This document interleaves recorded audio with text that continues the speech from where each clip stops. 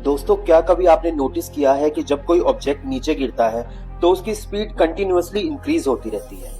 ऐसा इसलिए होता है क्योंकि अर्थ हर जगह ऑब्जेक्ट को अपनी तरफ अट्रैक्ट करती है। इस ग्रेविटेशनल पुल की वजह से गिरता हुआ ऑब्जेक्ट हर सेकंड और ज्यादा फास्ट होता जाता है। इसी इंक्रीज इन स्पीड को हम एक्सेलरेशन ड्यू टू ग्रेविटी कहते हैं, जिसे स्मॉल जी से डिनोट किया जाता है। अर्थ की सरफेस के पास जी की वैल्यू अप्रोक्सीमेटली 9.8 मीटर पर सेकंड स्क्वायर होती है। इसका मतलब है कि अगर कोई ऑब्जेक्ट रेस्ट से गिरना स्टार्ट करे तो उसकी स्पीड हर सेकंड लगभग 9.8 मीटर पर सेकंड से इंक्रीज होगी। ध्यान देने वाली बात यह है कि ऑब्जेक्ट की स्पीड बदलती रहती है, लेकिन अर्थ की सरफेस के पास जी की वैल्यू लगभग कांस्टेंट यानी कि सेम रहती है। और जैसे जैसे हम अर्थ की सरफेस से ऊपर जाते हैं, जी की वैल्यू कम होती जाती है।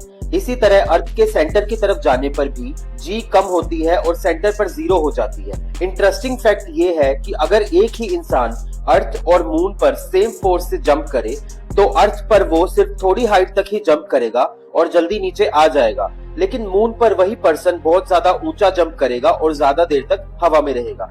ऐसा इसलिए होता है क्योंकि मून पर एक्सीलरेशन ड्यू टू ग्रेविटी की वैल्यू अर्थ से लगभग 1/6 होती है, यानी कि 6 गुना कम होती है।